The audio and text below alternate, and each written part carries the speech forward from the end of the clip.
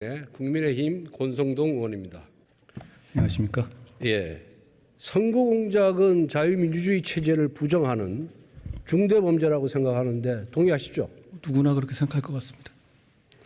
이러한 중대범죄가 바로 지난 대선에서 일어났습니다. 대선 6개월 전인 2021년 9월 15일 날 대장동 사건의 주범인 김만배와 신학림 전 언론노조 위원장은 윤석열 후보가 2011년 부산저축은행 사건 수사 때 대장동 대출 브로커 조모 씨를 만나 커피를 타주고 사건을 무마했다는 허위 인터뷰 녹음 파일을 만들었습니다. 그리고 대선 3일 전에 김만배 인터뷰 녹음 파일은 인터넷 매체인 뉴스타파를 통해서 보도가 되었고, 이를 KBS, MBC 등이 대대적으로 보도하면서 가짜 뉴스를 확산시켰습니다. 그 내용 잘 알고 계시죠? 관련한 부분에 대해서 검찰이 현재 수사 중입니다.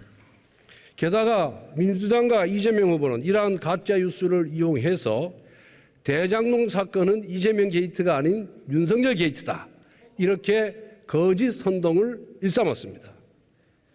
장관님, 통상 인터뷰는 즉시 보도하는 것이 상례죠.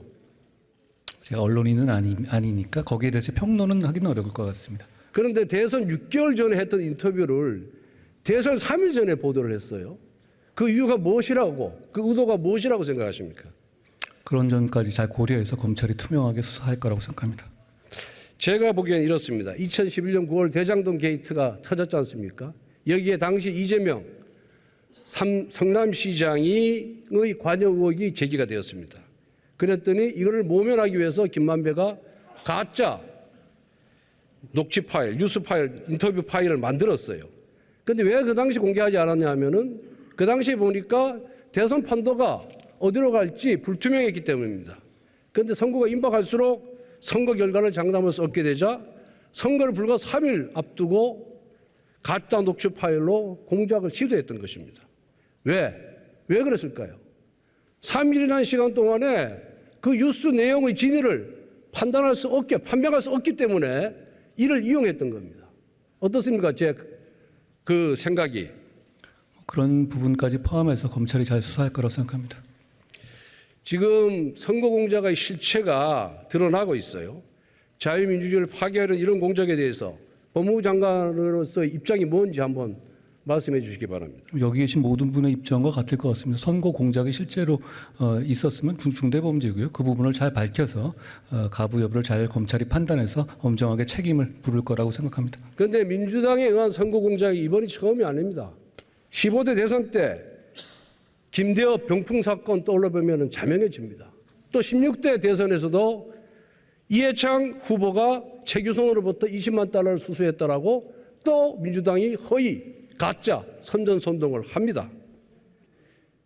20년 전에 조작 녹취 테이프가 오늘날의 조작 녹취 파일로 바뀌었지만은 가짜 뉴스를 대대적으로 유포하여 선거판을 뒤집으려 했던 정치공작 그대로인 것입니다. 그때도 민주당이었고 현재도 민주당이었습니다. 그리고 그때 15대 대선, 16대 대선에서 이러한 가짜 뉴스로 선전선동을 일삼았던 장본인, 가짜뉴스 전문 국회의원이 지금 민주당 의석에 앉아 있습니다. 제가 누구라고 얘기는 안 하겠습니다. 두 번 다 사면받았습니다. 장관께서는 이러한 자유민주주의 체제를 부정하는 선거 공작에 대해서 철저히 수사해서 엄단해 주시기 바랍니다. 이 사안 자체로 제가 말씀드릴 건 아닙니다만 이런 어떤 가짜뉴스 유포라든가 선거 공작 같은 것이 흐지부지 제대로 처벌받지 않고 넘어가니까 정치 경제적으로 남는 장사가 되고 반복되는 거라고 생각합니다. 반드시 투명하게 수사해서 엄정하게 책임을 검찰이 물을 거라고 생각합니다. 예, 수고하셨습니다.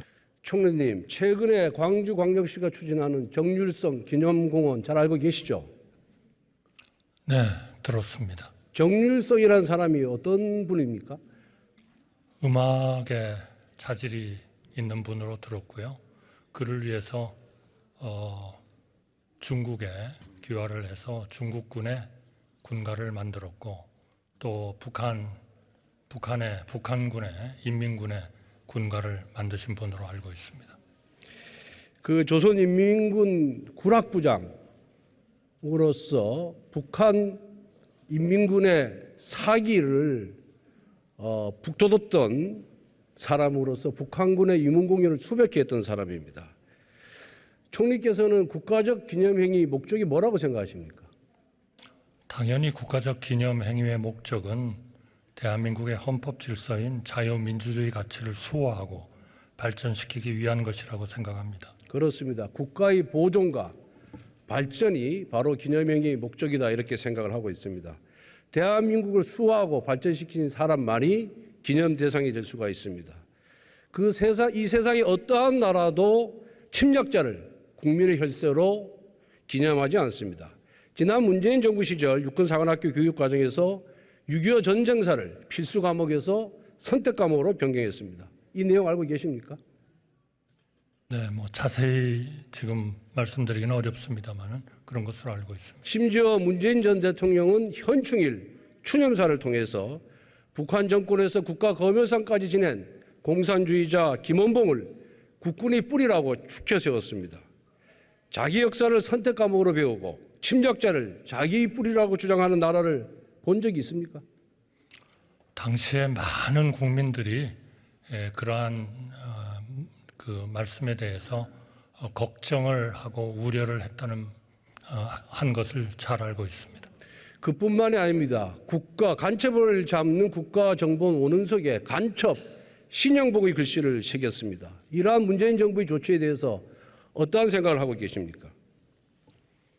글쎄 구체적인 한 사안에 대해서 말씀드리기는 어렵습니다만 그러한 것이 우리 대한민국의 헌법 질서인 자유민주주의를 조금이라도 훼손하는 일이다 하면 그거는 절대로 국민들이 받아들이지 않아야 할 그런 일이라고 생각합니다. 저는 한마디로 말해서 대한민국에 대한 조롱이자 모욕이라고 생각을 합니다.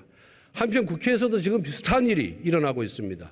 윤미향 의원이 조총련 행사에 참석했습니다. 조총련이 반국가 단체라고 대법원에서 확정 판결난 사실은 알고 계시죠? 네, 알고 있습니다. 윤미향 의원은 이러한 반국가 단체가 주최한 행사에서 남조선 괴뢰도당이라는 노멸적 표현을 듣고도 자리를 지켰습니다. 총리님, 이러한 사람이 국회의원 자격이 있다고 봅니까? 저는 국민들께서 판단하시리라고 생각이 듭니다만 국회의원님으로서는 좀 적절치 않았다 그렇게 생각합니다. 저는 자유민주주의를 지향하는 대한민국의 국민인조차도 의심스럽습니다. 윤미향 의원의 전직 보좌관은 베트남에서 북한 공작원과 접선한 혐의로 수사를 받고 있습니다. 조금 전에 발언하신 민주당 서른 의원의 전직 보좌관은 군 기밀을 제멋대로 열람하고 유출했습니다. 대한민국 헌정 질서를 수호할 국회에서 반국가적 행위가 자행되고 있는 것입니다. 정률성 기념공원은 우발적 사건이 아닙니다. 대한민국 정체성과 자유민주주의 체제에 도전해왔던 여러 시도 중에 하나입니다. 국가가 침략자와 간첩을 기른다면 누가 나라를 지키겠습니까? 이처럼 국가를 부정하는 국가 정체성을 부정하는 시도에 맞서서 정부는 어떻게 대응할 것인지 보관을 한번 국민께 소상하게 말씀해 주시기 바랍니다. 대한민국은 민주공화국이고 헌법 질서인 자유민주주의 가치를 수호하고 발전시키는 것은 우리 모든 국민과 정부와 모든 정치권의 책임이라고 생각합니다. 따라서 이러한 데 위반되는 그러한 일들에 대해서는 적절한 그러한 그 조치들이 이루어지리라고 생각합니다. 예, 총리님 수고하셨습니다. 들어가십시오. 법무부 장관님 나와주시기 바랍니다. 다음은 행정안전부 장관님 앞으로 나오십시오. 장관님, 저희 의원실에서 파악한 자료에 의하면 최근 5년간 150억 원 규모의 지방자치단체 보조금이 인도적 대북지원 사업 명목으로 시민단체들에게 지급되었습니다. 39건 중에 34건은 공모조차 없었습니다. 이런 내용에 대해서 알고 있었습니까? 네, 최근에 들었습니다. 대북지원 사업은 본래 목적과는 달리 온갖 불법이 판치는 거대한 부조리국으로 전락했습니다. 제가 몇 가지 사례를 소개하겠습니다. PPT 보십시오. 2019년 민족화해협력보험국민협의회 민화협은 전라남도로부터 대북 소금 지원 명목으로 5억 원 상당의 보조금을 받았습니다. 그러나 소금 구매 사실은 없었습니다. 대신 횡령의 책임을 놓고 전 현직 대표 간 법적 분쟁만 남아 있습니다. 다음 PPT입니다. 2018년 사단법인 결의 하나는 북한에 콩기름을 지급하겠다면서 중국의 한 무역유한공사와 대행 계획을 체결했습니다. 그리고 계약 직후 송철 울산시장을 방문하여 1억 원 지원을 요청합니다. 울산시는 공모 절차도 없이 심지어 사업 완료 사실을 인지하고도 보조금을 지급했습니다. 명백한 지방재정법 위반입니다. 시민단체가 제멋대로 대북 사업을 벌여놓고 그 비용을 지방자치단체에 떠넘겼습니다. 국가를 상대로 세금 깡을 한 것입니다. 장관님, 이처럼 불법으로 점철된 지방자치단체 대북 지원 사업에 대해 어떻게 생각하십니까?